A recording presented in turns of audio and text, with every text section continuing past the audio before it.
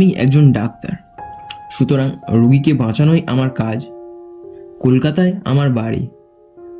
আমার চিকিৎসা কেন্দ্রটি শহর থেকে প্রায় 30 কিলোমিটার দূরে একটি অচ গ্রামে। প্রতিদিন সন্ধ্যায় কাজ শেষ করে বাড়ি ফিরি, সাধারণত রাত 8টা-9টার মধ্যে। কিন্তু সেই রাত্রি ছিল একেবারেই আলাদা। সেদিন রাত্রে প্রায় শহরের বাইরে একটি রোগীকে দেখে আমি একলাই ফিরছিলাম। একে দারুণ শীত এবছর, তার উপর রাত অনেক হওয়ায় ঠান্ডা অত্যন্ত বেশি পড়েছিল। লং রাস্তা, জোরে বাইক চালিয়ে আসছি। কনকনে শীতের রাত, শীতের ঠান্ডা হাওয়া আমার পোশাক ভেদ করে পাঁজরে গিয়ে হাড় কাঁপিয়ে দিচ্ছে। আসছিলাম আমার পুরানো মোটরে। এই মোটর আমি আজ 10 বছর ধরে একাই চালিয়ে ফিরছি, কিন্তু এখন মনে হচ্ছে সঙ্গে একটা সঙ্গী নিয়ে আসলে বুঝি ভালো হতো।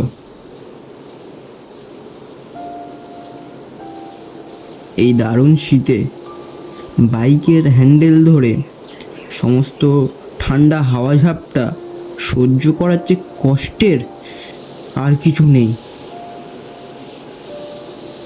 শীতের দরুন কষ্ট পেলেও বেশ নিশ্চিন্ত মনে ছিলাম। আমার মোটরটি পুরানো হলেও মজবুত। আধ ঘন্টার মধ্যে বাড়ি পৌঁছে গরম লেপের মধ্যে আরাম করে শুতে পারবো, এ বিষয়ে কোনো সন্দেহ ছিল না। রাস্তায় কুয়াশা এবং ঘন অন্ধকার। হঠাৎ আমার গাড়ির হেডলাইটে একটি অদ্ভুত ছায়া দেখতে পেলাম। এটা কি? কে ওখানে পড়ে আছে? আরিয়ান গাড়ি থামান এবং দেখেন একজন মহিলা রাস্তার পাশে পড়ে আছে। মহিলাটির মুখ আবেগহীন, চোখ দুটি সম্পূর্ণ কালো। তুমি ঠিক আছো? তোমার কি হয়েছে? বাঁচান, বাঁচান, আমাকে বাঁচান, দয়া করে আমাকে আমার বাড়িতে নিয়ে চলুন। ঠিক আছে, আপনি আসুন, বাইকে উঠে বসুন।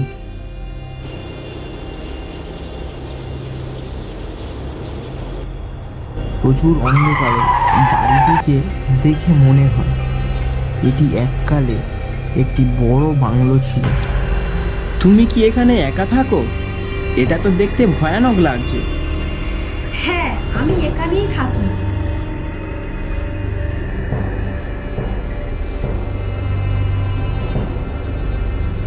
বাড়ির ভেতরে প্রবেশ করার পর মহিলাটি হঠাৎ অদৃশ্য হয়ে যায়। আরিয়ান দেখেন বাড়ির দেয়াল থেকে রক্ত ঝরছে এবং বাড়ির দেয়ালগুলিতে অদ্ভুত সব ছায়া ঘুরে বেড়াচ্ছে। এটা কি হচ্ছে?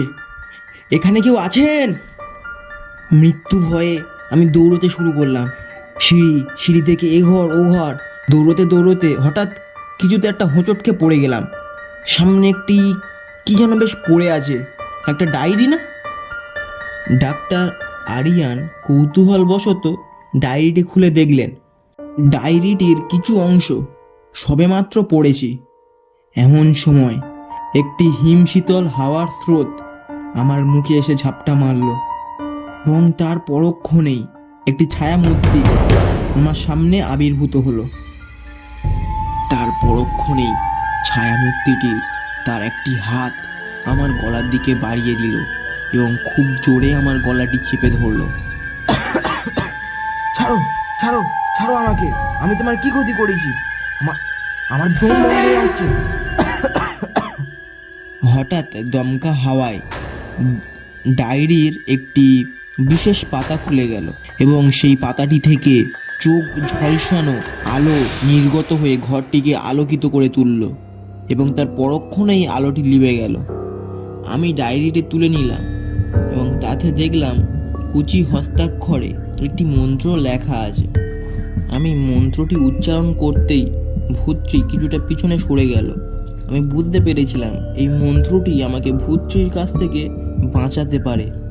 আমি মন্ত্রটি উচ্চারণ করতে করতে মেয়েটির দিকে এক পা করে এগিয়ে যেতে লাগলাম। মেয়েটি এক পা করে পিছনে সরে ঘরের একটি কোণে গিয়ে বসে পড়ল। ভূতটিকে এরকম জড়সড় এবং ভীত অবস্থায় দেখে আমার মনের মধ্যে আবার শক্তির সঞ্চার হলো। থামো থামো বলছি। না, আমি থামো না। আগে তোমাকে বলতে হবে তুমি আমাকে মারতে কেন চেয়েছো। তবে শোনো আমার পূর্বের কাহিনী।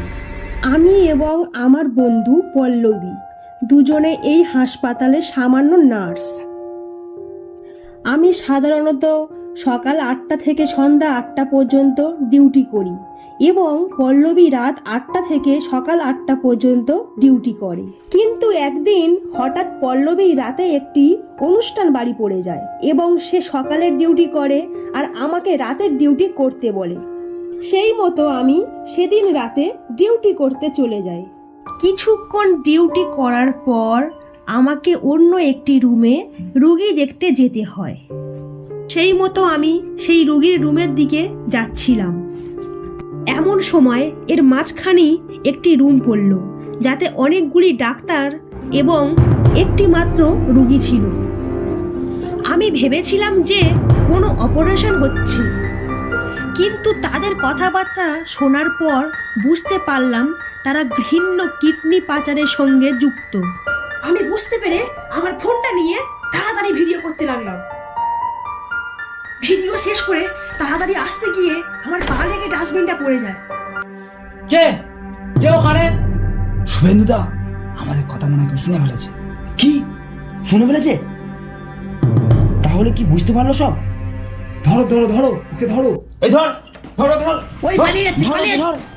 ডাক্তাররা দেখতে পেয়ে আমাকে ধাওয়া করতে লাগলো। আমি পালাতে পালাতে হাসপাতালের একটি রুমে ঢুকে ছিটকিনি দিয়ে দিলাম আর ফোনটা লুকিয়ে দিলাম।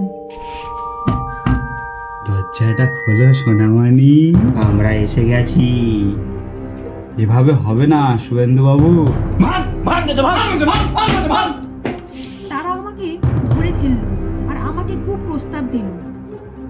যদি তুমি প্রাণে বাঁচতে চাও তাহলে আমাদের সঙ্গে হাত মিলিয়ে নাও। এতে তোমারও লাভ হবে, আমারও লাভ হবে। আমি এই প্রস্তাবে না রাজি হলে আমাকে নৃশংসভাবে মেরে ফেললো। আর সেই দিন থেকে যে কোনো ডাক্তার এই হাসপাতালের পাশের রাস্তা দিয়ে গেলে আমি তাকে ভুলিয়ে ভালিয়ে এখানে এনে মেরে ফেলি। আমি চাই সেই ডাক্তারদের শাস্তি হোক। কোথায় কোথায় সেই ঘর? আমাকে নিয়ে চলো, আমি দেখতে চাই। আমার পিছন পিছন এসো। আমি মেয়েটির পিছন পিছন গিয়ে একটি অন্ধকার ঘরে উপস্থিত হলাম। ঘরটি প্রচণ্ড অন্ধকার ছিল এবং ঘরের মেঝে থেকে এবং দেয়াল থেকে সাথে সাথে গন্ধ আসছিল। দেখে বোঝা যায় যে ঘরটি অনেক দিন ধরেই বন্ধ। মেয়েটি আলমারির দিকে নির্দেশ করলো। আমি গিয়ে আলমারিটি খুললাম এবং ফোনটি পেয়ে গেলাম। এই ফোনের মধ্যে আছে ভিডিও, যার সাহায্যে ডাক্তারদের শাস্তি দিতে পারবে। আমার শেষ এবং লাশ ইচ্ছা পূরণ করো।